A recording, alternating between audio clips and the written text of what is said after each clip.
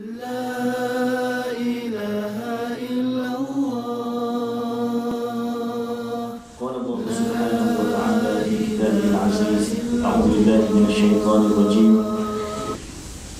وما أصابكم من مصيبة فبما كسبت أيديكم ويعفو عن كثير وما أنتم بمعجزين في الأرض وما لكم من دون الله من ولي ولا نصير. Sadaqallahul Azim.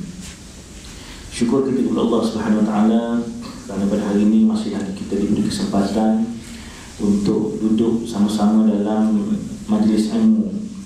Walaupun ini sebenarnya kali pertama saya datang ke surau Matrik ni. Ke bangunan Matrik ini banyak kali dah lah sebelum ni.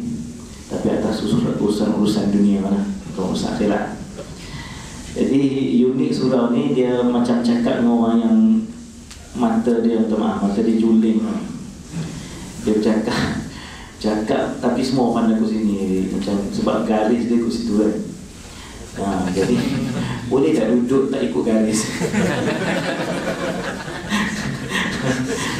Duduk macam biasa sebab dia macam sayur begitu kan.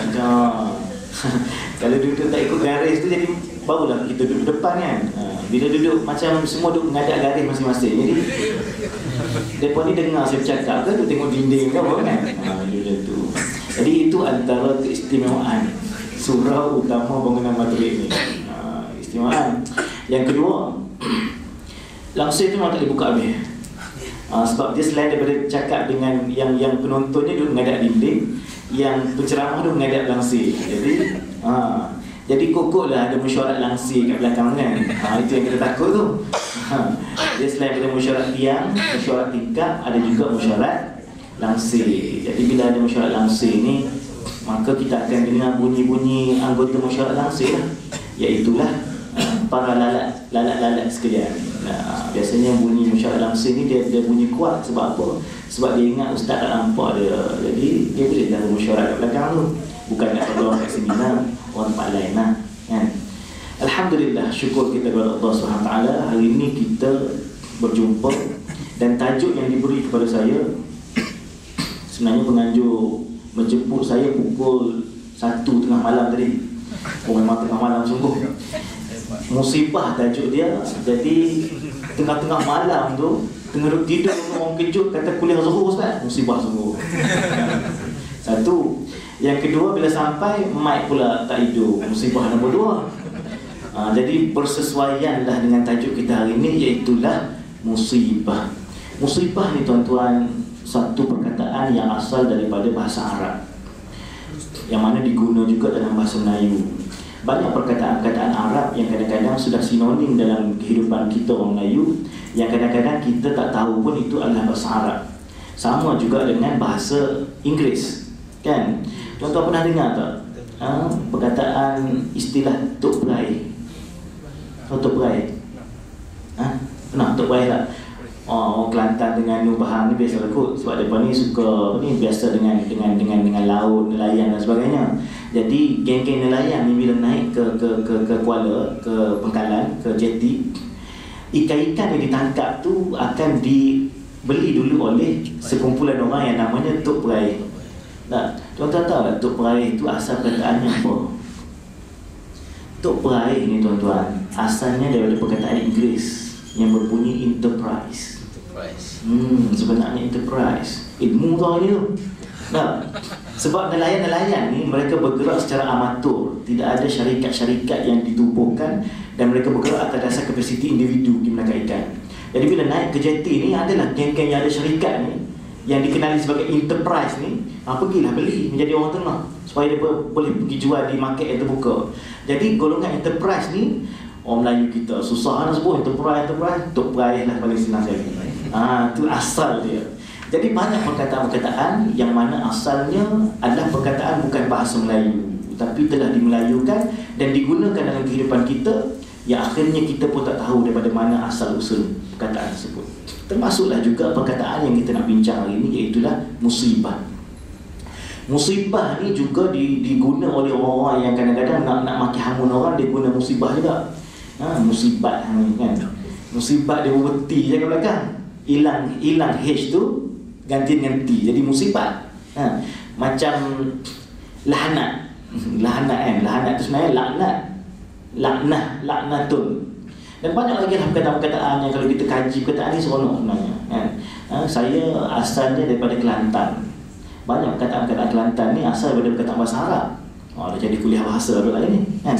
Tak apa, kita cerita dulu kan. Contohnya kalau di negeri Kelantan ada sejenis buah yang namanya buah topoh. Siapa Kelantan sini kan? Tak mengaku lah. Tak ada Kelantan. Buah topoh. Mana buah topoh? Buah topoh ni apa? Apple. Buah apple. Buah topoh ni ialah buah apple. Putih kata apple. Asal dia buah topoh ni ialah perkataan bahasa Arab, iaitulah tufahatun. Tufahah tu ialah buah apple. Jadi panggillah buah topoh. Banyak pengaruh-pengaruh. Banyak pengaruh-pengaruh. Contohnya macam haram jadah. Kan? Tak mau haram jadah pula ni kan? Haram jadah. Tak. Haram jadah tu maksudnya apa? Haram jadah tu sebenarnya diguna di Arab Saudi. Haram Jeddah. Haram tu Masjidil Haram. Nak pergi ke Jeddah, naik taksi. Haram Jeddah. Itu apa haram Jeddah ni?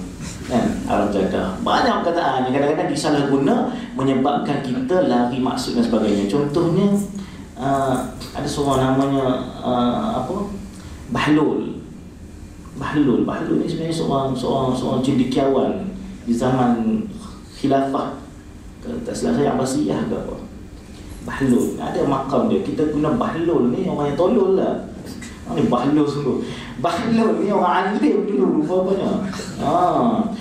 Kan mak ayah kita kan kalau dia nak marah kan dia guna perkataan-perkataan yang baik kan.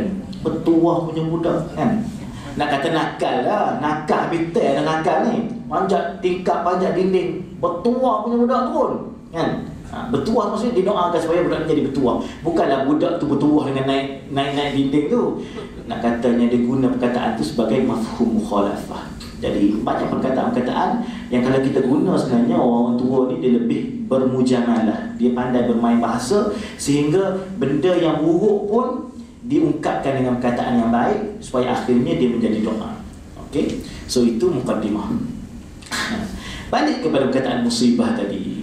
Perkataan musibah ini banyak disebut tuan-tuan dalam Al-Quran dan dalam hadis yang memberi maksud yang pelbagai. Sebagai contoh yang pertama yang saya baca ayat yang pertama tadi daripada surah Asy-Syura. Tuan-tuan pernah jumpa surah Asy-Syura? Tak pernah. Lama dah tak jumpa saya. Dulu pernah tapi lama dah tak jumpa. Bila lah jumpa bulan puasa tu Ustaz. Ni nak masuk puasa balik dah baru nak jumpa balik. Tu pun kalau jumpa. Bagi siapa yang tadarus lah. Yang tidur rus memang tak jumpa. Yang ramai tidur rus saya rasa materi pun ada tadarus lah. Ada halaqah-halaqah kot ke tak? Nak angguk macam tak nak angguk. Nak tipu kot orang yang bagi tahu rahsia sebenar kan? Kira ada lah kot tadarus kot kan? Banyak kita tadarus. Last sekali yang tidur rus memang ramai. Tak jumpa lah surah Asy-Syura. Yang jumpa biasa surah apa lah ni? Surah Yasin jumpa lah. Seminggu sekali wajib. Surah Fatihah sebab tak kena baca dalam semayang. Surah-surah lain tu kadang-kadang jumpa, kadang-kadang tak. Dan yang paling banyak tak jumpa surah-surah lain daripada Al-Quran ni, salah satunya namanya surah Asy-Syura. Dalam surah Syura ni disebut 4 ciri. 4 ciri. Kita bagi tu poin-poin tu lah. Nanti bila ada ujian akhir tahun, akhir tahun dah ni lah. Ujian awal tahun lah tahun depan. Kalau jemput lagi saya ceramah sini, saya tanya balik apa dia 4 ciri tentang musibah yang disebut dalam surah Asy-Syura. 2 minggu lepas saya pergi ceramah dekat JPJ Musa Maju. Orang-orang JPJ semua. Maka ketika itu saya pun mengajar lah satu ayat. Tuan-tuan nak tahu ada satu ayat namanya ayat JPJ dan Quran. Dan Quran ada ayat JPJ. Kita ni musibah hari ni nak cerita sikit JPJ. Matrik saya rasa tak ada dalam Quran. Matrik tak pernah jumpa dalam matrik. Tapi JPJ ada tuan-tuan. Selingan ayat JPJ. Tuan-tuan tahu tak ayat JPJ? Tak tahu. Okey, kalau nak tahu, siapa nak tahu angkat tangan? Semua angkat tangan. Ayat JPJ. Dalam surah Yasin ada satu ayat yang selalu kita baca. Ayat ni turun ketika baginda Nabi SAW nak pergi berhijrah ke Madinah. Kan dia tinggal Sayyidina Ali duduk di katil dia kan, jagalah. Dia sebenarnya Sayyidina Ali duduk di katil Nabi itu bukan sekadar untuk mengelabui mata musuh, tapi juga sebagai satu amanah yang mana terpikul pada bahu Ali itu pelbagai amanah yang Nabi tinggal. Nabi tak tinggal duduk suruh kena bunuh situ, bukan. Ali sebenarnya dijaga, diberi amanah untuk pertamanya mengembalikan segala barang-barang yang orang tinggal dengan Nabi. Ada orang kafir ni, walaupun mereka ni kafir, kufur dengan Nabi, tapi Nabi ni kerana sifatnya apa? Al-Amin, maka dia seorang yang sangat dipercayai sehingga orang kafir musyrik pun sanggup tinggal banyak barang dengan Nabi. Jadi tugas untuk memulangkan barang di tangan Ali. Yang kedua, kalau adalah orang nak tambah lagi tinggal barang pula, Ali boleh accept juga on behalf of baginda Nabi SAW. Jadi famousnya malam tu bila sekumpulan orang musyrik ni datang ke Mekah nak kepung rumah Nabi, maka turunlah ayat yang berbunyi waja'alna min baini aydihim sadda wa min khalfihim sadda fa aghshaynahum fahum la yubsirun. Apa jadi tuan-tuan? Ayat tu diceritakan kaum musyrik Mekah ni, bila Nabi keluar daripada rumah baginda, mereka itu semuanya mengantuk dan tidak nampak Nabi keluar. Waja'alna min baini aydihim sadda, dan kami jadikan di hadapan mereka satu benteng. Wa min khalfihim sadda, di belakang mereka satu benteng. Fa aghshaynahum, mereka itu macam buta. Hum la yubsirun, mereka tidak nampak Nabi keluar. Maka adalah orang bagi petua lah, kalau katalah kereta kita rotek mati,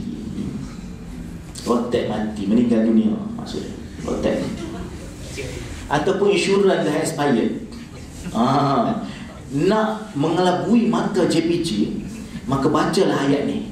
Sebab tu dipanggil ayat ni ayat JPJ.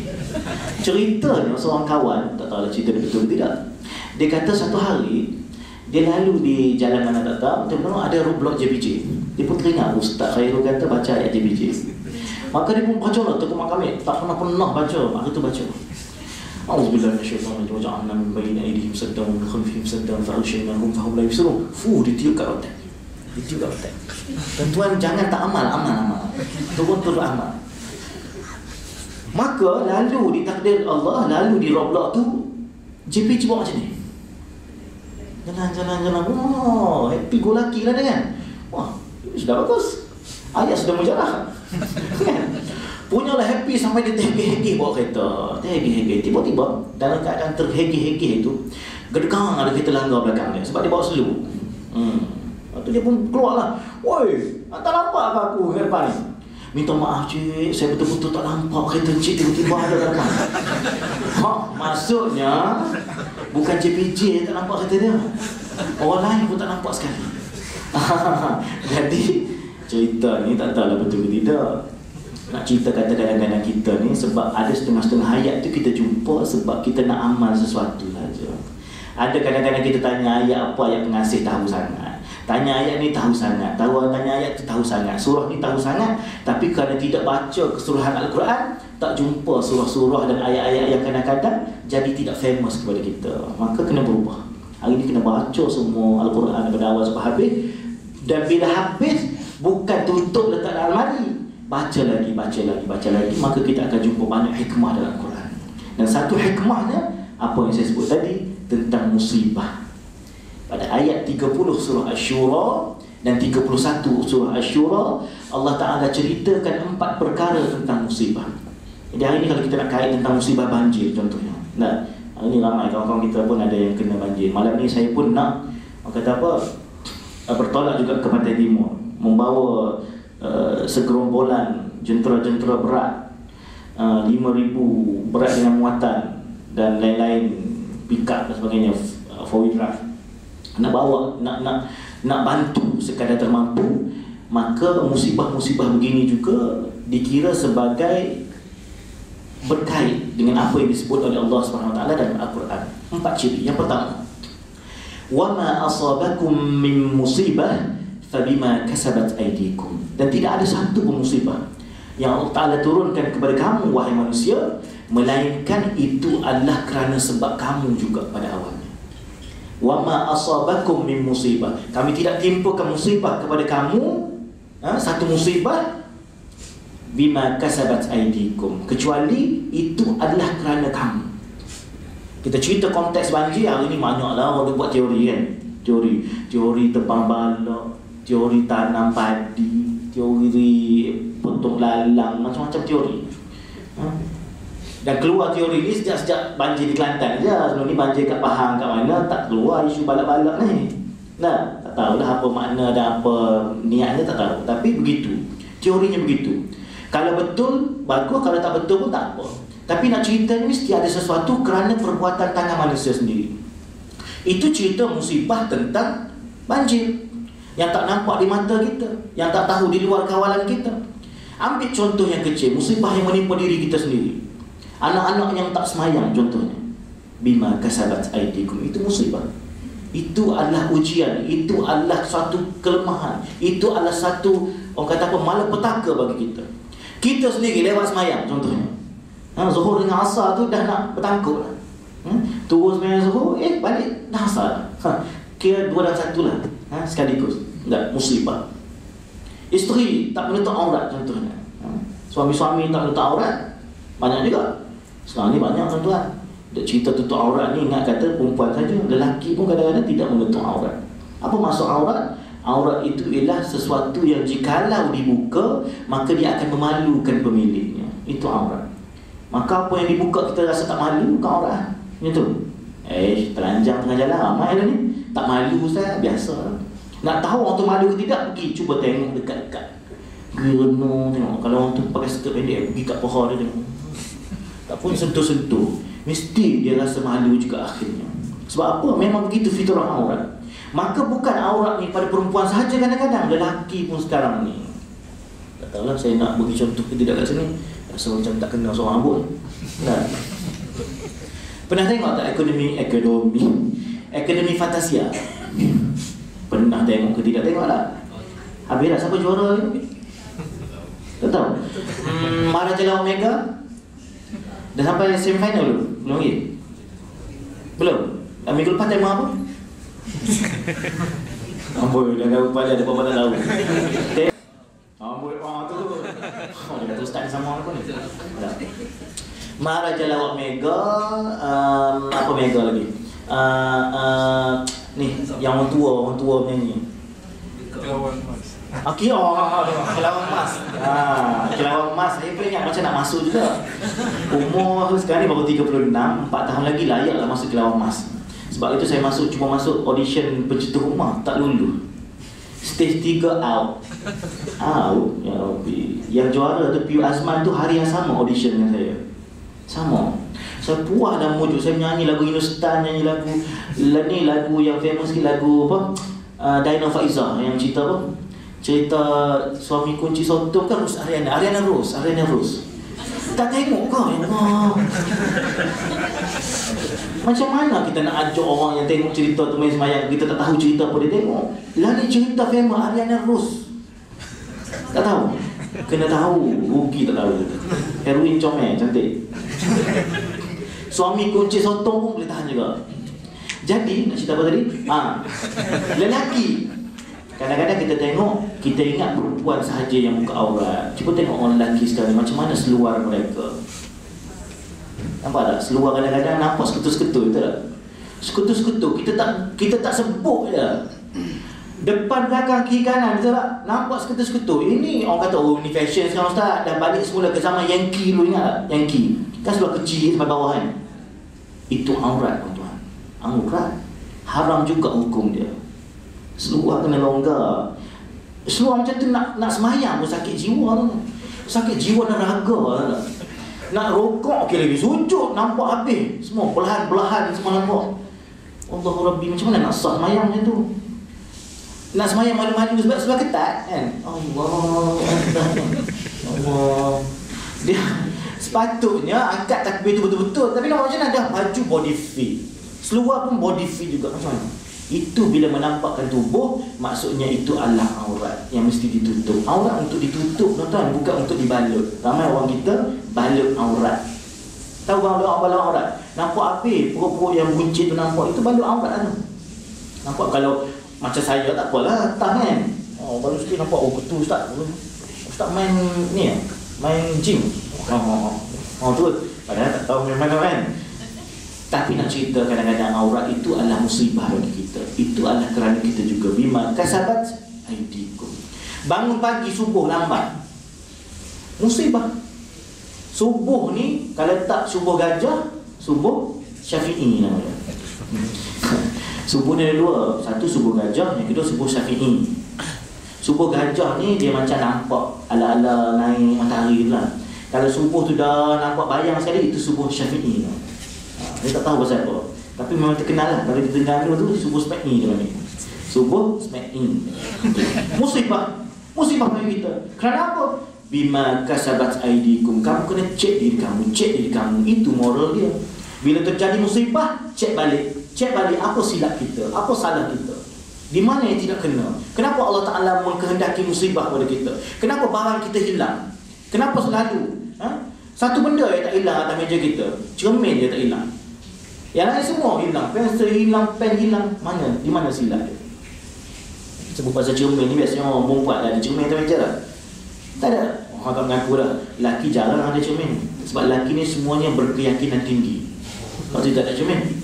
Teori motivasi kata semakin besar cermin di atas meja, semakin rendah tahap keyakinan diri. Setuju tak? Betul. Siapa yang nak nampak bahawa keyakinan dirinya sangat tinggi, malahan sangat super, maka hilangkan cermin dari atas meja. Maka dia akan dilihat sebagai seorang yang sangat berkeyakinan. Sebab apa orang yang ada cermin ni tak yakin? Kita tengoklah kawan-kawan perempuan. Ni perempuan yang ramai kot. Kalau lelaki memang sama orang perempuan kot. Ada cermin atas meja. Kenapa ada cermin? Dia tak yakin dengan penampilan. Sekejap dia tengok cermin, dia tengok cermin, betul tudung, betul sikit, betul ni. Nak pergi makan betul, nak pergi hantar file kat bawah pun betul juga. Keyakinan diri tidak ada. Ini orang panggil apa? Musibah. Musibah juga. Di mana silap dia? Di mana silap dia? Apa yang cuba kita cari sebenarnya? Di mana? Apa benda kita nak tunjuk kat siapa sebenarnya? Berpada-pada lah. Memang betul tak ustaz cakap senang lah. Kami pakai sengit tudung saja orang tu gelak-gelak. Betul lah. Tapi takkanlah sampai Allah, jangan duduk apa sembang lah. Biasa tengok orang kerja ni, tengok cermin, tengok lagi. Lepas tu sekejap dia berehat, sekejap letih, tengok cermin, mana lagi. Ada jerawat, pecah jerawat dulu. Musibah. Akhirnya Allah Ta'ala kata, itu contoh je lah, bima kasabat aidikum. Itu semua kerana kamu. Apa sahaja yang berlaku kerana kamu. Kena cek balik. Jadi akhirnya Allah Ta'ala kata kerana kamu. Bima kasabat aidikum. Apa saja. Tidak terkecuali. Sementara lagi bencana-bencana besar macam sekarang kita hadapi, banjir dan sebagainya, kena cek di mana silap. Apa yang Allah Ta'ala nak beritahu. Mungkin kita banyak dosa. Mungkin orang kawasan itu banyak dosa. Mungkin pemimpin kawasan itu banyak dosa. Mungkin. Dan segala kemungkinan ini Allah Ta'ala jelas juga dalam ayat-ayat lain dalam Al-Quran. Tak boleh pula kita pula pandai-pandai. Itulah. Kita biasalah menghukum manusia. Memang patut pun Kelantan tu banjir besar. Sebab apa? Dia duduk sibuk. Sibuk nak buat tu, sibuk nak buat ni. Ada satu ustaz tu, saya cukup malu. Tulis dalam Facebook. Dia kata, Kelantan ni, dia kata, kebetulan 2-3 minggu ni kan dia sibuk nak bentang rang enactment undang-undang syariah, hudud yang dipanggil hudud tu kan. Itulah apa? Inilah kerajaan Kelantan sibuk nak buat hudud sampai lupa nak buat longkang, dia kata itu. Ini cakap apa ni tuan-tuan? Cakap-cakap begini hanya akan boleh menggelincirkan akidah tanpa sedar. Tanpa sedar. Tapi kalau manusia ni memang suka menghukum. Inilah aku dah kata. Ni sebab hang lah. Dosa banyak. Ingat hang Islamik sangat. Orang lain semua tak betul. Inilah Allah Ta'ala bagi. Jangan ingat begitu. Allah Ta'ala cerita dalam ayat lain. Wattaqu fitnatan la tusibanna alladhina zalamu minkum khassah. Kamu kena berhati-hati kadang-kadang dengan satu musibah, fitnah. Musibah ni kadang-kadang dikenali juga dengan nama fitnah. Fitnah ni bukan fitnah orang ya. Fitnah ni ujian. Wattaqu fitnatan. Kamu kena takut dengan satu jenis ujian yang Allah Ta'ala bagi. La tusibanna alladhina zalamu minkum khassah. Dia tidak akan turun kena kepada orang-orang yang zalim sahaja di kalangan kamu. Allah Ta'ala kata. Maksudnya, kalau kita amal soleh pun, pergi masjid tak tinggal, puasa sunat lagi, bangun tengah malam, tiba-tiba di kampung kita tak herau. Orang berjudi lah, orang apa-apalah, berzina lah, buat maksiat lah. Makan duit lah, tiris sana sini kan. Laporan audit negara, tiris sana sini. La tusibanna alladhina zalamu minkum khassah. Kalau turun kecelakaan, dia tidak akan turun hanya kepada orang-orang yang zalim ini sahaja, kata Nabi. Kata Allah Ta'ala. Tapi dia juga akan terkena kepada semua orang yang berada di satu tempat. Jadi jangan cepat menghukum. Ini semua datang pada Allah, kesan daripada perbuatan manusia sendiri, yang akhirnya kata Allah kedua, wa ya'fu an katsir. Untuk Allah mengampunkan banyak antara dosa-dosa kamu. Itu kena ingat juga. Dalam keadaan kita bersedih, ada musibah, dalam keadaan kita berduka cita, rasa kesal, rasa sedih dan sebagainya, kena ingat ini juga adalah salah satu bentuk yang Allah Ta'ala sebut wa ya'fu an katsir. Allah Ta'ala nak ampun dosa-dosa yang banyak di antara kamu. Sebab tu manusia yang sakit kena bersyukur dengan Allah Ta'ala. Kadang-kadang kita sakit gigi lah. Sakit gigi ni sakit seluruh badan lah. Tak boleh buat apa. Nak makan tak sedap, nak beletih pun tak boleh, sakit gigi. Hobi seorang tu, dia hobi dia beletih. Kalau ada macam reality TV beletih, masuk boleh menang. Tapi kalau sakit gigi, dia tak boleh nak beletih. Allah Ta'ala, aku tolonglah hilangkanlah sakit supaya aku boleh kembali aktif dalam kegiatan beletih. Tapi bagusnya kadang-kadang isteri beletih ni, dia dapat suami yang pendiam. Betul tak? Betul. Sebab tu keluarga mereka aman damai sehingga ke akhirnya. Sebab ada suami yang begini, soleh, pendiam, sanggup memberi kemenangan percuma kepada isterinya beletih. Saya tak apa, asalkan makan, pakai, dijaga dan sebagainya. Itu yang membawa kepada teori, satu teori yang saya buat sendiri. Saya kata, tidak ada sebenarnya suatu perkahwinan di antara seorang lelaki dan perempuan yang kekal sehingga ke akhir hayat, kerana mereka ini sehati jiwa. Mohong lah, orang dah kata mohong. Mohongnya sehati jiwa tak ada. Siapa yang sehati jiwa mesti tak kekal. Dia tak akan ada. Apa bukti dia? Bukti dia dari awal lagi perkahwinan memang tak sehati jiwa lah. Seorang lelaki, seorang perempuan. Nah, kalau kahwin lelaki sama lelaki tak jadi. Perempuan sama perempuan pun tak jadi juga. Dia mesti lain jantina, tu lain dah. Kalau seorang suka beletih, seorang kena dengar je. Kalau dua-dua beletih, lama-lama lawan-lawan cerai. Sama-sama nak berlawan ni. Seorang suka ni, seorang tak suka ni, seorang suka ni, seorang tak suka ni. Itu maksudnya fitrah Allah Ta'ala jadi manusia ni berpasangan untuk akhirnya mereka sama-sama menghargai. Sebab tu kalau kita ada masalah sikit-sikit dengan isteri, halal lah. Sebab suatu hari pertelingkahan dan ketidaksamaan itu akan dirasai sebagai sesuatu yang mencukupkan untuk kita. Itu nampak isteri panggil. Janji tadi pukul 2, 1.50 panggil ke? Tengok tak sehati jiwa lah. Suami datang dengan kuliah zuhur, isteri tak main pun. Macam mana nak main kerja tempat lain. Allah Ta'ala sebut lagi dalam ayat seterusnya, wa ma antum bimu'jizina fil ardh. Habis masalah? Habis masalah? Kalau habis masa ni, tekan loceng. Yang ketiga, Allah Ta'ala kata apa? Wa ma antum bimu'jizina fil ardh. Musibah yang menimpa ini nak tunjuk kamu tidak ada apa-apa kuasa di atas muka bumi. Suatu hari Allah Ta'ala nak hantar air, dia boleh jadi rahmat. Bila musim kemarau yang panjang, Allah Ta'ala hantar air, rahmatnya, ya Allah, lama dah panas, tiba-tiba jatuh hujan, sejuk bumi, rahmat. Tapi kadang-kadang dia akan jadi musibah. Yang kita sebut tadi, air yang asalnya sangat mesra pengguna, dia boleh jadi sangat-sangat mengancam kepada pengguna. Pergilah Kuala Kerai, Gua Musang, tengok.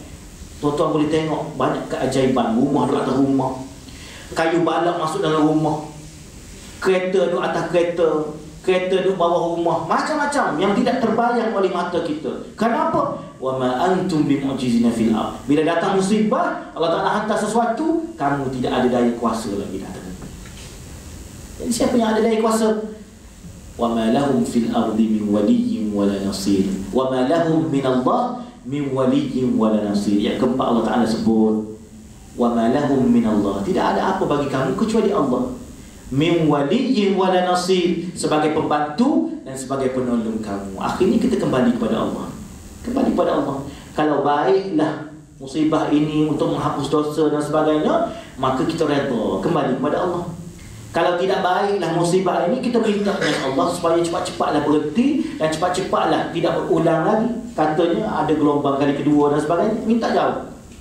Kerana apa? Tidak ada orang yang boleh menghilangkan musibah itu kecuali dengan pertolongan Allah Subhanahu Wa Taala. Jadi saya rasa cukup setakat itu hari ini. Nah, apa yang baik itu kita ambil sebagai pengajaran.